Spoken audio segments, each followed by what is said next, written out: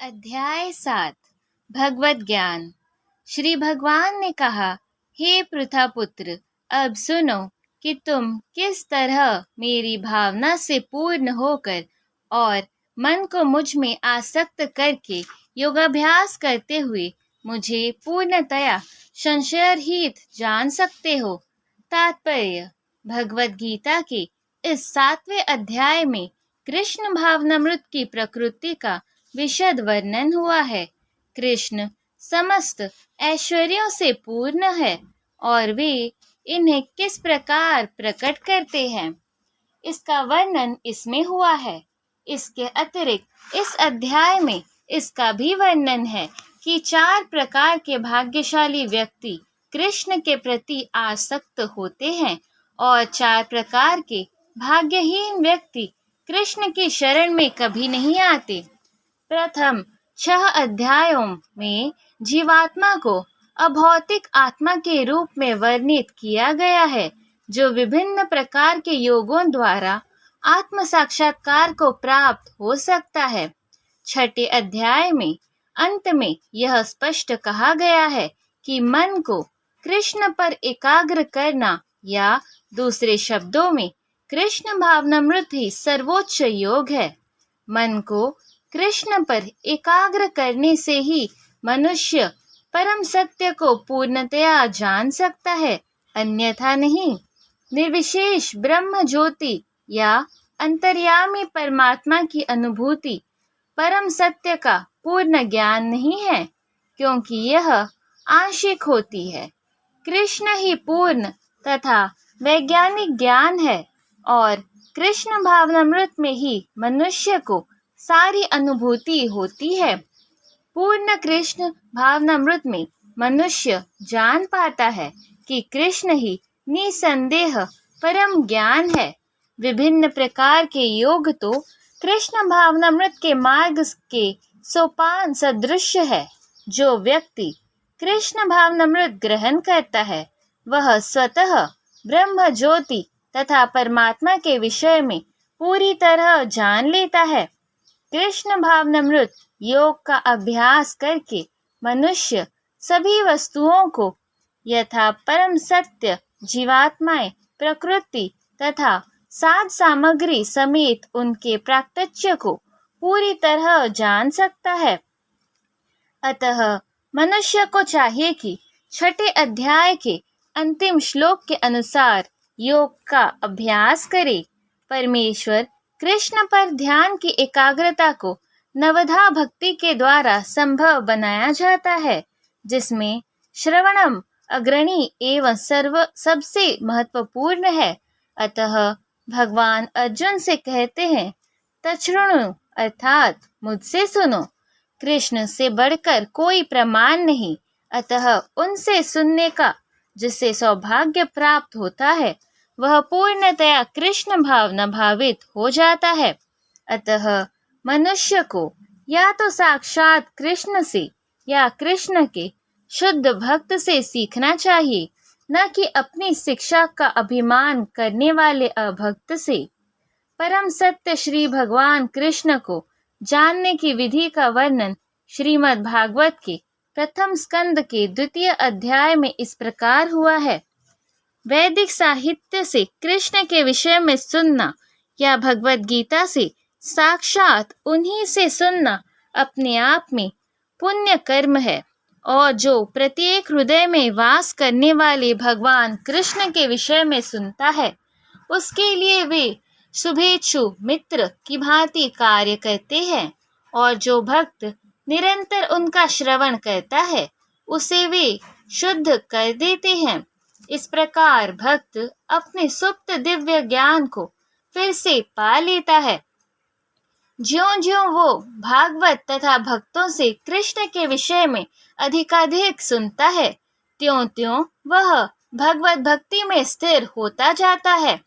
भक्ति के विकसित होने पर वह रजो तथा तमो गुणों से मुक्त हो जाता है, और इस प्रकार भौतिक काम तथा लोभ कम हो जाते हैं। जब ये कलमक्ष दूर हो जाते हैं, तो भक्त सतगुण में स्थिर हो जाता है। भक्ति के द्वारा स्फूर्ति प्राप्त करता है और भगवत तत्व को पूरी तरह जान लेता है। भक्ति योग भौतिक मोह की कठिन ग्रंथि को भेदना है और भक्त को असंयम समग्रम अर्थात परम सत्य श्री भगवान को समझने की अवस्था को प्राप्त कराता है। अतः श्री कृष्ण से या कृष्ण भावना भावित भक्तों के मुखों से सुनकर ही कृष्ण तत्व को जाना जा सकता है। अब मैं तुमसे पूर्ण रूप से व्यवहारिक तथा दिव्य ज्ञान कहूँगा। इसे जान लेने पर तुम्हें जानने के लिए और कुछ भी शेष नहीं रहेगा। तात्पर्य: पूर्ण ज्ञान में प्रत्यक्ष जगत, इसके पीछे काम करने वाला आत्मा तथा इन दोनों के उद्गम सम्मिलित है। यह दिव्य ज्ञान है। भगवान उपयुक्त ज्ञान पद्धति बताना चाहते हैं क्योंकि अर्जुन उनका विश्वस्त भक्त तथा मित्र है। चतुर्थ अध्याय के प्रारंभ में इसकी व्याख्या भगवान कृष्ण ने की और उसी की पुष्टि यहाँ पर हो रही है।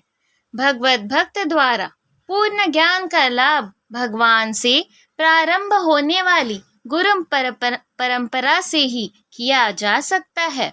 अतः मनुष्य को इतना बुद्धिमान तो होना ही चाहिए कि वह समस्त ज्ञान के उद्गम को जान सके, जो समस्त कारणों का कारण है और समस्त योगों में ध्यान का एकमात्र लक्ष्य है। जब समस्त कारणों के कारण का पता चल जाता है तो सभी ज्ञेय वस्तुएं ज्ञात हो जाती है और कुछ भी अज्ञेय नहीं रह जाता। वेदों का कहना है, कस्मिन् भगवो विज्ञाते सर्वमिदं विगतः भवति। तात्पर्य: कई हजार मनुष्यों में से कोई एक सिद्धि के लिए प्रयत्नशील होता है और इस तरह सिद्धि प्राप्त करने वालों में से विरला ही कोई एक मुझे वास्तव में जान पाता है। तात्पर्य: मनुष्यों की विभिन्न कोटियां हैं और हजारों मनुष्यों में से शायद विरला मनुष्य ही यह जानने में रुचि रखता है कि आत्मा क्या है, शरीर क्या है और परम सत्य क्या है। सामान्यतया मानव आहार, निद्रा, भय तथा मैथुन जैसी पशु वृत्तियों में लगा रहता है और मुश्किल से कोई एक दिव्य ज्ञान में रुचि रखता है। गीता के प्रथम 6 अध्याय उन लोगों के लिए है जिनकी रुचि दिव्य ज्ञान में, आत्मा, परमात्मा तथा ज्ञान योग, ध्यान योग द्वारा अनुभूति की क्रिया में तथा पदार्थ से आत्मा के पार्थक्य को जानने में है। किंतु कृष्ण तो केवल उन्हीं व्यक्तियों द्वारा ज्ञेय है जो कृष्ण भावना भावित है। अन्य योगी निर्विशेष ब्रह्म अनुभूति प्राप्त कर सकते हैं क्योंकि कृष्ण को जानने की अपेक्षा यह सुगम है। कृष्ण परम पुरुष है किंतु साथ ही वे ब्रह्मा तथा परमात्मा ज्ञान से परे हैं। योगी तथा ज्ञानी जन कृष्ण को नहीं समझ पाते।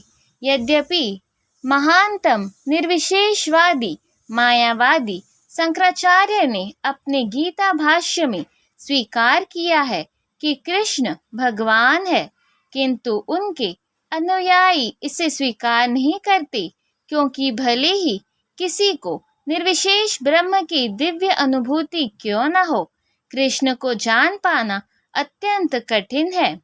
कृष्ण भगवान समस्त कारणों के कारण आदि पुरुष गोविंद है। ईश्वर परम कृष्ण सच्चिदानंद विग्रह अनादिर गोविंद सर्व कारण कारणम। अभक्तों के लिए उन्हें जान पाना अत्यंत कठिन है।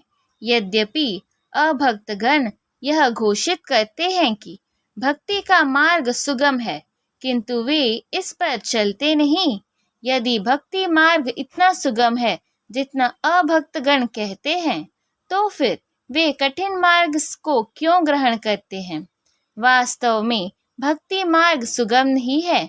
भक्ति के ज्ञान से हीन अंधकारी लोगों द्वारा ग्रहण किया जाने वाला तथा कथित भक्ति मार्ग भले ही सुगम हो, किंतु जब विधि विधानों के अनुसार दृढ़तापूर्वक इसका अभ्यास किया जाता है तो मीमांसक तथा दार्शनिक इस मार्ग से च्युत हो जाते हैं। श्रील रूप गोस्वामी अपनी कृति भक्ति सामृत सिंधु में लिखते हैं, वह भगवत भक्ति जो उपनिषदों, पुराणों तथा नारद पंचरात्र जैसे प्रामाणिक वैदिक ग्रंथों की अवहेलना करती है, समाज में व्यर्थ ही अव्यवस्था फैलाने वाली है।